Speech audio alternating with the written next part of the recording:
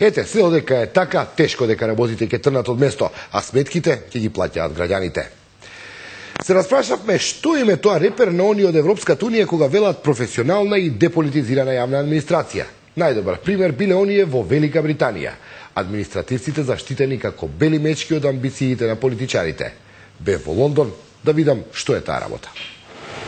Ако некаде во Европа постои државна администрација заштитена од политички и партиски влијанија, тоа е во Велика Британија. Сите истражувања во Европа го потврдуваат ова. Автономијата и независноста на оние кои служат на државата е загарантирана со повеќе механизми дефинирани во Конвенцијата, Светото писмо на британскиот систем. Well, traditionally, and I think still the prevailing method is the convention that is carried on within the civil service, that civil servants are there to serve ministers, to give 100% loyalty to ministers, to help them achieve their public objectives. But they should not be helping ministers in any party political capacity. Well, I think one of the things that's important to sort of realise is that the civil service is totally independent of the political system. It is a standalone organisation. It was set up specifically to be able to continue the work of government, even if there wasn't a government. And when we had changed government, we just changed the ministries at the top, or the ministers.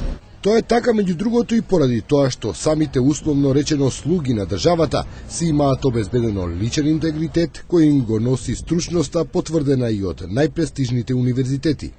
From a recruitment straight from university, and they often were the most able people of their generation, often from the most famous universities, Oxford and Cambridge, and they would be very able indeed, and they would then be trained as in used to be called the higher civil service.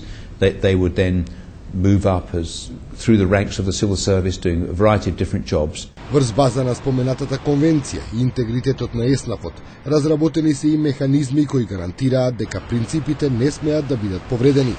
Прво, шефот на администрацијата не е премиерот или било кој друг министер во владата. Доколку се случи било каква повреда на принципот на независноста на администрацијата, прва адреса е секретарот на владиниот кабинет, кој е и прв човек на административниот апарат на државата. If a civil servant feels that he has been asked to do something improper, then he can take it up to the head of his department, and then if he is dissatisfied, he can take it on to the top man in the civil service, the cabinet secretary, who is the head of the Home Civil Service, who will bring it to the attention of the Prime Minister. And in the past, if anything like this has happened, and the cases are very, very rare, then the Prime Minister will intervene and he will usually tell the Minister to stop it or get rid of the Minister. Следна инстанца, доколку самата администрација не си ги расчисти проблемите со политичарите во владата, е парламентарната комисија. Незината моќ и влијание се големи. We will make recommendations as a committee. So, for instance, if we felt there was undue pressure on the Department of State, we would say that we don't feel this is right, or we feel there should be improvements, or we feel that there is heavy-handedness, or whatever. Now, the government can reply to that and say, we agree, we disagree, all right, we'll change something. And the power of the committee is it can call anybody. And we do get basically anybody we want to come before us. Лесно е да се претпостави дека влијанието на оваа комисија не доаѓа од таму што во неа седат партиски послушници управувани надалечинско од партискиот штаб. Напротив, таму седат луѓе со интегритет, колку политички, толку индивидуален. One of the great strengths of the select committee system, you are there obviously as a conservative or Labour or Liberal, but we do not sit there as a party aficionado. So in other words, we work together as MPs, not as party machine people. And that's an enormous strength. I wouldn't dream of saying to the other two Tory members, Conservative members, let's vote against us because it's party political. No, I would never do that. Same with the Liberals and same with Labour. Дека е така на негова кожа искуси и звездата на британското политичко небо, Тони Блер, се обиде во државниот апарат да донесе за британски услови незамислива бројка од 80 советници со партиска афилијација. Рейтингот на владачката лабористичка партија во Велика Британија е во слободен пат. Еден од поскапите политички цехови кои оваа партија ги плати во минатото се должи на луксузот кој си го дозволија некои блиски партиски соработници на поранешниот премиер Тони Блер да влијаат во работата на јавната администрација и особено во чувствителниот разузнавачки сектор на државата.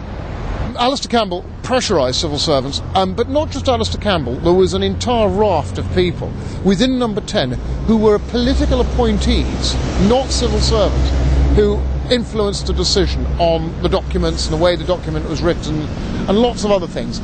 And I think it's been now, historians and others have proved that it is not the way to govern. There was a weapons inspector called Dr. David Kelly who committed suicide, allegedly on the back of all this. And there was a massive furore that Parliament had been misled, that parliamentarians didn't know what was going on. We've had 2 inquiries.